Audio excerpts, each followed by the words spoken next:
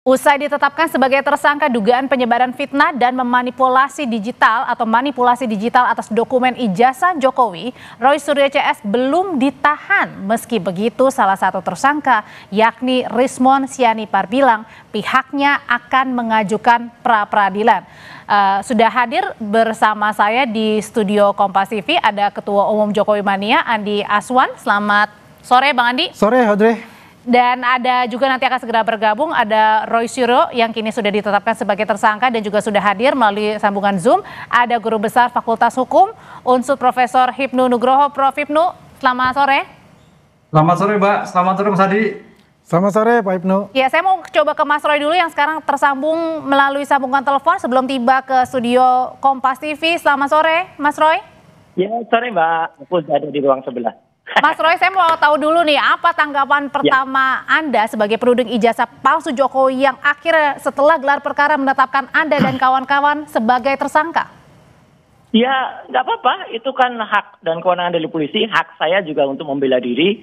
Dan insya Allah nanti akan kita buktikan, seluruh rakyat Indonesia akan melihat apakah bukti-bukti yang sudah kemudian digunakan untuk menersangkakan saya, itu benar-benar ada atau hanya fotokopi. Karena kita tahu, pada kasus yang lulu ya, ditetapkannya Gus Nur dan bahkan ditahannya Gus Nur dan Bambang Tri, itu semuanya hanya berbekal fotokopi. Lah ini kan dahsyat, apakah di era dulu 2 orang kemudian dipidana ya di era Jokowi, apakah sekarang di era Prabowo ya 8 orang akan kemudian dipenjara hanya gara-gara fotokopi dari ijazah Jokowi. Saya tetap yakin ya nanti dia tidak akan menunjukkan ijazahnya di sidang karena berkali-kali ada sidang ya, dia tidak pernah dan mangkir gitu aja, bahkan bohong ya, berkali-kali dia bohong juga. Jokowi itu apa? Berarti ya sampai sekarang Anda masih setelah ditetapkan sebagai tersangka Anda masih yakin bahwa ijazah Pak Jokowi tidak asli?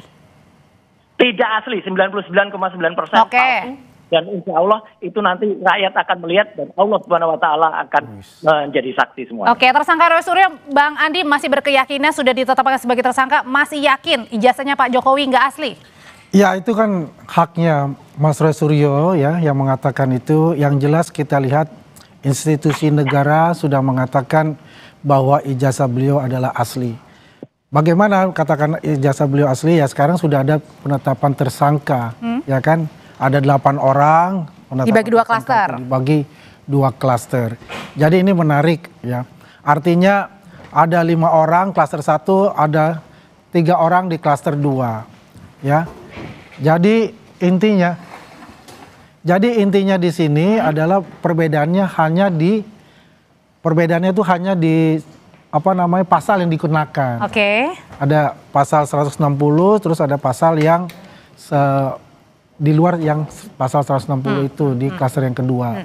Ya pada dasarnya ya kita juga menghormati apa yang telah dilakukan oleh Mas Roy Suryo dan kawan-kawannya itu dalam arti pembelaannya nanti ya mau melakukan pra-peradilan itu adalah hak konstitusi yang dilindungi negara juga. Oke, apa benar Mas Roy Suryo dan kawan-kawan ini akan mengajukan pra-peradilan? Nah kalau ini saya asli datang ada fisiknya. Kalau yang tadi ijazahnya itu nggak asli. Tapi sudah ditetapkan sebagai tersangka Mas Roy. Nggak apa-apa. Yang namanya tersangka itu 1 tahapan. Wong saya tersangka nanti mungkin kalaupun jadi terdakwa. Kalau nanti terus lagi misalnya jadi terpidana, ada yang terpidana 6 tahun aja masih bisa menghina hukum seenaknya dada-dada. Tapi nggak takut Mas Roy? Apanya? Nggak takut nih nanti? Yang saya takut dan teman-teman takut adalah kuasa Allah Subhanahu Wa Taala. Kalau hanya dengan bukti-bukti yang zalim kayak gini, ya kita akan lawan. Lawan termasuk dengan mengajukan pra-peradilan? Ya itu nanti antara salah satu apakah kita mau pra-per atau tidak, tunggu tanggal mainnya. Kenapa harus ada? Apakah dengan pra-peradilan menunjukkan bahwa kemudian juga Anda takut? Oh enggak juga. Jadi yang namanya pra-per itu hak. Apakah nanti pra-per, apakah nanti misalnya ada upaya lain, misalnya ada. Terus kemudian nanti tiba-tiba ternyata ditemukan kebohongan yang dilakukan oleh UGM misalnya. Ya misalnya KKN-nya itu ternyata bukan Jokowi yang ada di desa KKN. Saya sudah menemukan siapa itu orang kehutanan yang ada di KKN. Ya, nah itu nanti akan kita bongkar semua. Rakyat akan menjadi saksi, Pak Andre dan juga Bang Aswan. Masih terus melawan nih Bang Andi, masih terus melawan kubunya. Ya kalau tidak ada perlawanan itu bukan Roy Suryo. Itu ciri-ciri khas beliau ya. Kita hargailah apa yang dilakukan oleh Mas Roy Suryo itu udah hak konstitusi beliau. Dengan keyakinan kita itu terhadap apa yang yang dikatakan oleh semua institusi negara termasuk penerbit ijazah itu adalah UGM mengatakan itu sudah final, itu artinya ijazahnya beliau asli dan beliau hadir berkuliah karena banyak sekali mungkin lebih dari 100 barang bukti ketika beliau baru masuk sampai beliau selesai dalam studinya dan di wisuda, yang kemungkinan tidak ada satu barang aja yaitu karcis bisnya waktu dia kuliah. Dan barang buktinya nggak cocok semua, katanya sarjana, barang buktinya sarjana muda, biaya pembiayaan semesternya hanya sampai semester 2, KKN-nya tidak cocok waktunya. Itu kan bisa kan dilihat dari UGM, kan UGM sudah mengatakan kita punya dari 1 sampai akhir, nanti UGM dibuka kalau oknum di pengadilan. Nggak apa-apa buka ijazahnya ada nggak di pengadilan. Kalau gitu saya mau nanya ke Prof Hipnu. Prof Hipnu, sebenarnya di mana sih unsur pidananya, padahal ini kemudian tadi berkelit bahwa Mas Roy bilang bahwa ijazahnya ini diambil dari media sosial ya, salah satunya. Itu makanya mohon maaf untuk Pak Kapolda ya, Pak Irjen Asep ya, tolong nasihatin benar abuahnya bener nggak? Informasi yang masuk ke Irjen Asep, saya mengedit ya, saya dan pada itu mengedit kemudian ijazah, kemudian mengedarkan palsu. Wow, itu kebohongan publik. Tidak ada yang namanya kami mengedit sama sekali. Jadi ini jangan menimbulkan kesalahan, dan karena gara-gara diedit itu katanya itu yang menjadi alasan untuk menjadikan tersangka. Salah besar Bapak, jangan mau ditipu anak buah Bapak. Kalau gitu menurut Prof Hipnu sendiri di mana unsur pidananya sehingga membuktikan bahwa Roy Suryo CS ini masuk dalam unsur pidana, termasuk juga dengan pengenaan pasal Undang-Undang ITE dalam kasus ijazah palsu Pak Jokowi ini, tudingan? Ya, gini Mbak. Ini yang menarik. Jadi pertama kan 310, 311 dalam KUHP. 310 itu sebagai pencemaran nama baik. Pencemaran nama baik itu bersifat subjektif terhadap pengadu, yaitu Pak Jokowi, terhadap ucapan-ucapan, tindakan-tindakan yang merasa diri Pak Jokowi menjadi tercemar. Itu yang potensi kayaknya agak sulit untuk terbantahkan.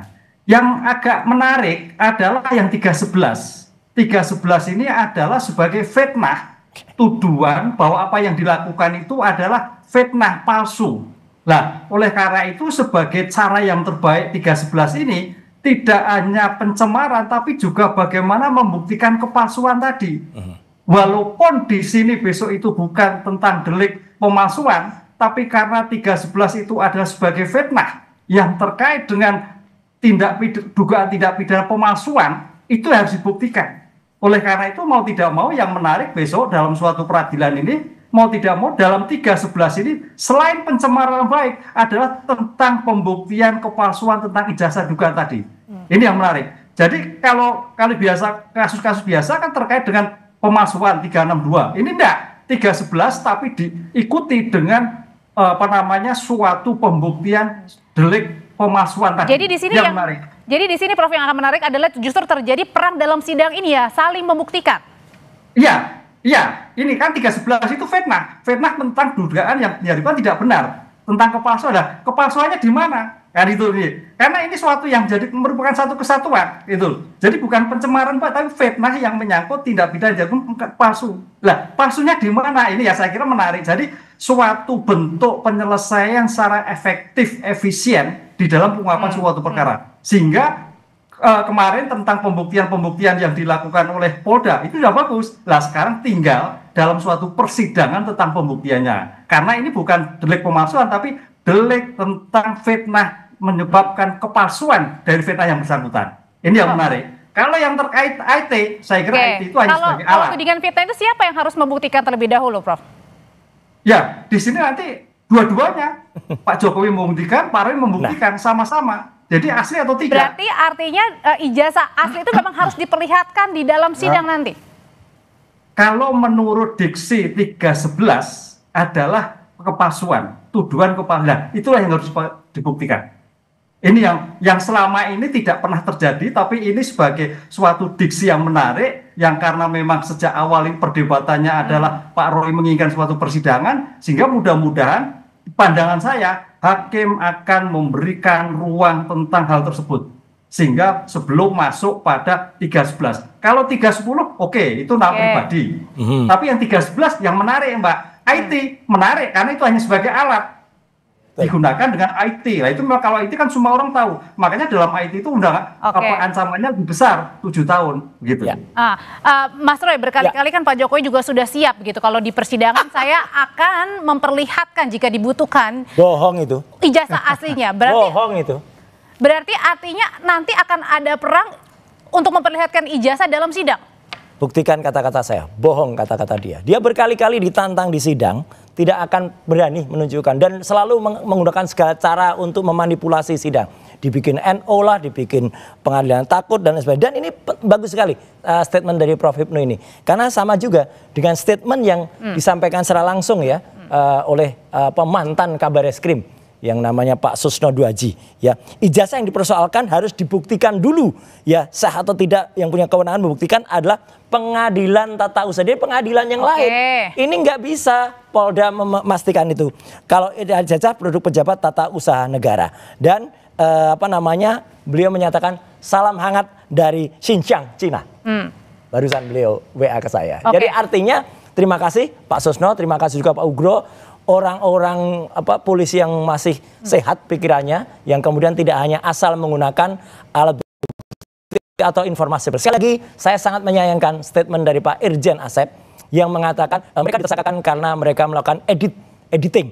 Tidak ada Pak editing yang dilakukan. Justru ada orang PSI yang namanya siapa itu yang kemudian Sandi itu ya, itu yang kemudian mengupload dan membuat ijazahnya miring. Begitu saya miring, itu beda. Itulah yang bisa kena pasal 32 atau 35. Jadi maksudnya Anda adalah penetapan Anda sebagai tersangka ini tidak tepat pasalnya? Sangat tidak tepat dan itu harus batal gugur demi hukum. Dan itulah nanti ada langkah upaya apa yang akan dilakukan.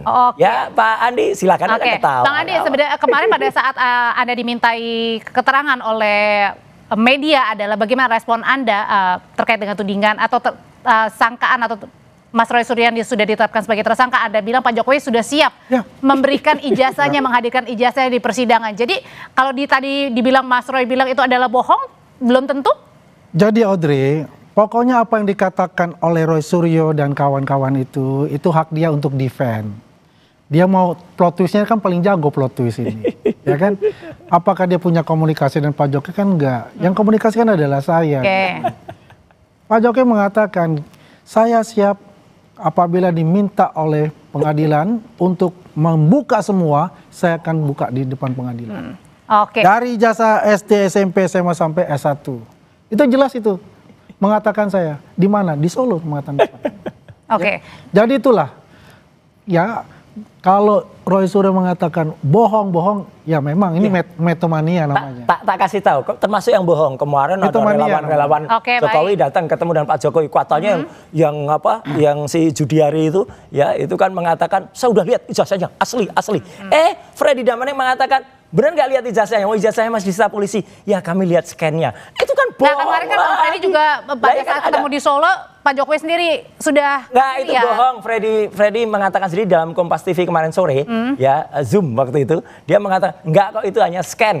Gimana ini scan? Jadi kalau gitu, jadi kebohongan itu akan diturunkan dari Jokowi ke. Jadi setelah ditetapkan sebagai tersangka, apa langkah hukum selanjutnya yang akan dilakukan oleh Mas Roy nanti ya? Usai jeda. Iya.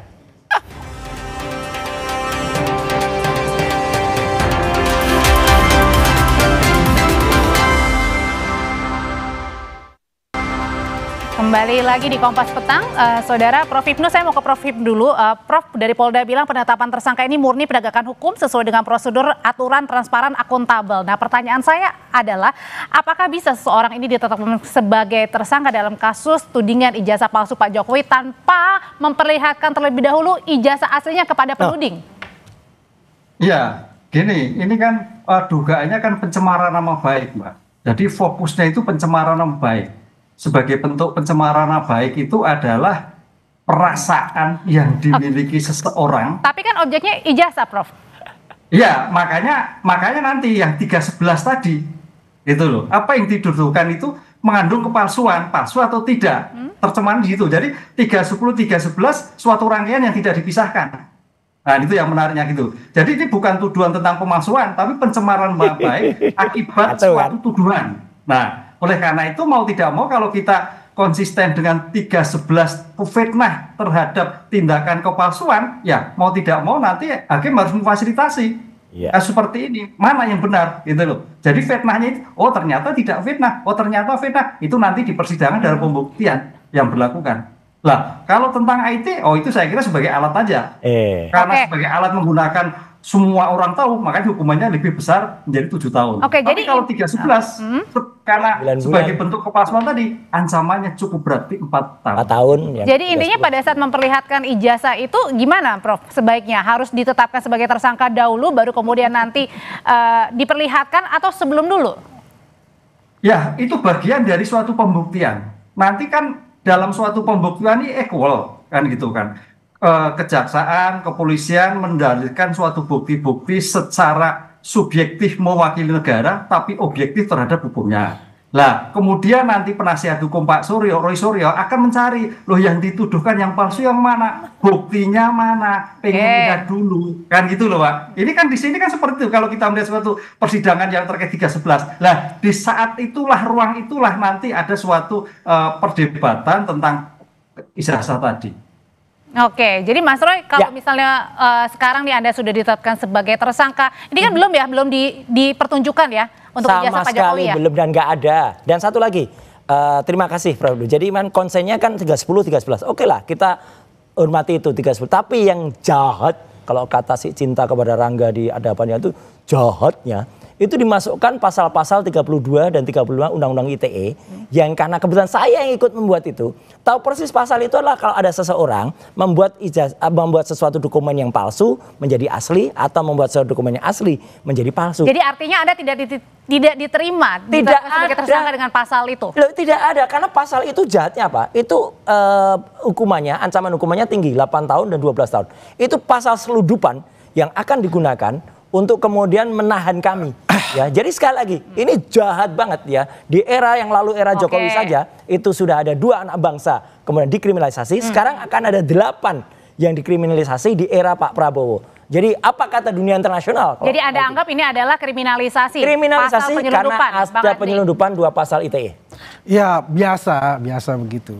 Kalau sudah katakanlah ya, dengan pertimbangan-pertimbangan oleh penyidik, bahwasanya ini masuk ke pasal ini, itu kan dengan penelitian yang sangat mendalam, dengan juga masukan dari para saksi-saksi ahli untuk itu. Banyak loh saksi ahli yang masuk di situ. Kalau kita lihat ada berapa? Ada 130 semua. orang gitu kan. Artinya yang di situ sudah tetap yang dimasukkan pasal-pasal itu sudah mulai proses gitu loh.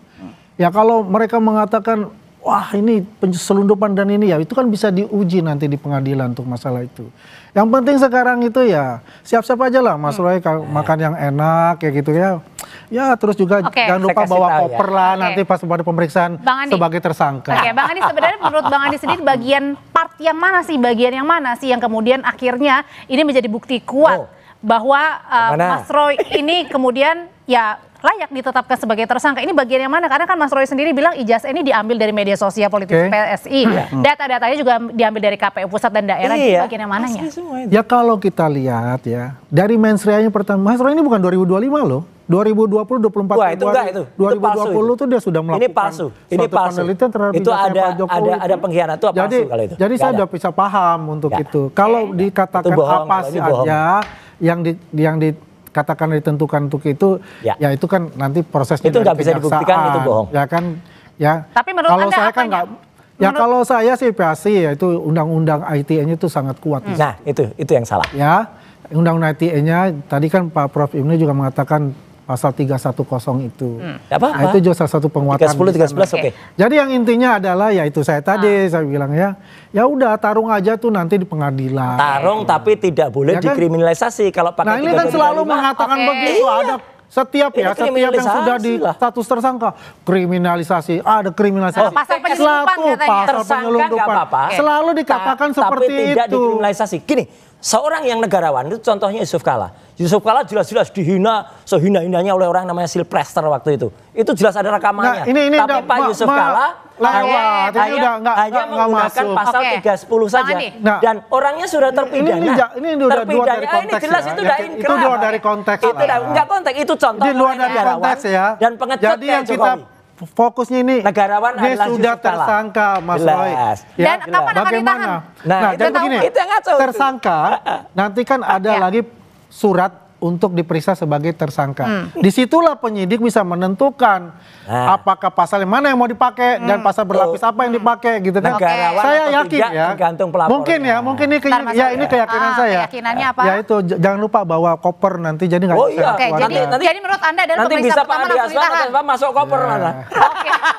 Oke, kalau Prof Ibnu sendiri ini kan salah satunya adalah undang-undang pasal yang dikenakan adalah terkait dengan undang-undang ITE, ancamannya di atas 5 tahun penjara. Menurut Anda apakah dalam pemeriksaan pertama langsung ditahan atau sekarang ditahan sebelum pemeriksaan?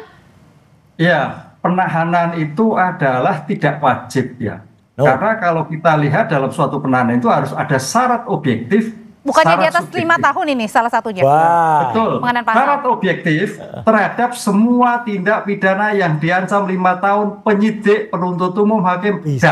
dapat. Nah, dapat. Kalimatnya dapat. Dapat. Jadi bisa ya, bisa aja. Syarat objektif. Syarat subjektif adalah adanya kekhawatiran melarikan diri, menghilangkan barang bukti dan sebagainya. Nah, pertanyaannya, Polda khawatir atau tidak? Polda sudah cukup atau tidak? Lah, ini yang terjadi di dalam suatu upaya paksa penahanan. Jadi upaya penahanan itu subjektivitas Berarti tentang opsional ya, Polda. Prof ya? Bisa iya atau enggak gitu ya? Nah, Iya, bisa iya, bisa iya atau bisa tidak. Karena kekhawatiran melarikan diri, kekhawatiran menghilangkan barang bukti, dan dapat. Diksinya dalam konteks hukum adalah dapat, Oke. tidak wajib.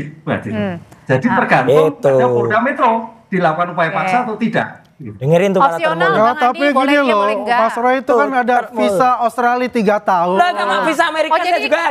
maksudnya Iya kan? dikhawatirkan? Gimana? Oh ya Visa- bisa saja ntar dia Visa saya Australia berangkat, ada. saya ke Oh, Australia lihat, visa Schengen gitu. juga Ya ada, kan? nggak ada masalah. Oh, iya. Mas Roy nggak akan Jadi gini kemana-mana lah. kan? Ngapain Nggak- kemana-mana? nggak kemana-mana. Saya kemana-mana kemarin itu ke Australia katanya, oh itu melarikan diri. Enggak, saya pulang membawa bukti. Itu yang dikhawatirkan karena bukti bahwa Gibran Walah. adalah tidak sekolah. Saya SMA. sudah Oke, lihat, kita kembali ke saya topik sudah lagi. lihat Iya. sertifikat yang Mana dibawa. omong-omong? Mana Itu ini bohong lagi? sertifikat Inggris. Ini bohong lagi nih. Jadi Oke. intinya ya, Ini bohong kalau lagi saya nih. Pak Hipnu Aduh, itu mungkin ya, bohong lah. persepsi Pak Hipnu ya. Iya, iya, iya. Selama ini kalau kita ketahui, yang di atas 5 tahun itu selalu ditahan. Wah, Kan begitu kacau. ya. Enggak. Kalau Sama Pak sekali. Hipnu bilang ini dapat ya. Ya mungkin dapatnya Pak Hipnu itu 80% gitu loh. Jadi Anda yakin bahwa nanti Saya akan punya langsung segera keyakinan. ditahan? Saya yang punya di atas 5 keyakinan tahun itu. itu yang pasal 32 35. Kalau itu tidak punya sah keyakinan diterapkan untuk itu. karena tidak ada dokumen elektronik yang saya edit ya. Oke. Ya udah pasal itu gugur. Oke. 32 35 Ya. harusnya nggak dikenakan. Ya kan nanti kan diperiksa lagi. Iya. Oke. Anda bisa Nggak ada. dibuktikan nanti Mas Roy. diperiksa Makanya kita sebagai buktikan. Berarti Gimana artinya saksi, sambil menunggu pemeriksaan, saya nggak tahu nih, udah dapat jadwal pemeriksaan pertama belum? Nanti kita tunggu. Saya juga Masih nunggu ya? Iya. Akan mengajukan pra peradilan langsung atau nunggu aja nih? Harus Nunggu itu dulu, aja. nggak boleh, bukan yang pra peradilan. Oke. Sebelum itu tuh masuk di Iya. P21, udah P21 baru. Dan nanti saya yakin kalau misalnya tadi dikatakan itu jaksa penelitinya akan bingung nanti akan P19 P21 kayak Jokowi dan Pak Kasmujo dulu bolak balik karena sama sekali nggak kuat. Dan kalau dilihat BAP-nya patah semua. Yang dituduhkan ke saya itu kegiatan tanggal 26 Maret. Saya nggak ada di situ. 22 Januari nggak ada di situ. Oke. Jokowi laporan tanggal 30 April. Setelah itu bukti-buktinya setelah 30 April. Misalnya Mbak Menteri Jadi- melaporkan saya dianiaya tanggal 1 Mei. Tapi yang dilaporkan adalah 10 Mei. Oke. 12-nya itu Mas kan Roy, bohong jadi semua. bentuk perlawanan Anda dan kawan-kawan sesudah ditetapkan sebagai tersangka adalah Adalah kita lihat nanti apa yang lain dan itu akan saya ceritakan ke Kompas TV. Pokoknya pra-peradilan?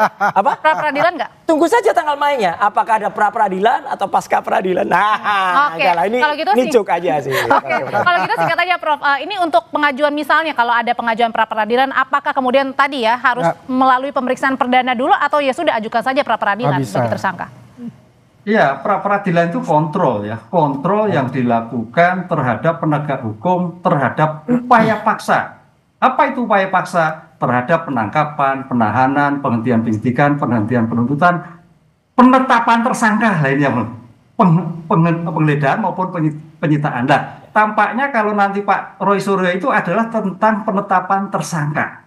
Terhadap penetapan tersangka itu bukti apa bagaimana cara memperolehnya. Lah itu yang nanti, karena ini sebagai syarat formal, Pak. Tapi belum masuk materi loh ya. Belum masuk materi. Bagaimana Polda Metro memperoleh bukti? Bagaimana Polda Metro sudah melakukan pemeriksaan saksi atau belum? Apakah Mas Roy Suryo sudah diperiksa atau belum? Lah itu yang materi-materi itu yang terkait dengan pra peradilan. Jadi belum masuk materi, tapi bagaimana menetapkannya begitu, Mbak. Oke, terima kasih Prof. Ibnu untuk pandangannya. Terima kasih Mas Roy, Bang Andi, terima kasih. Terima kasih, Audrey. Terima kasih. Ya.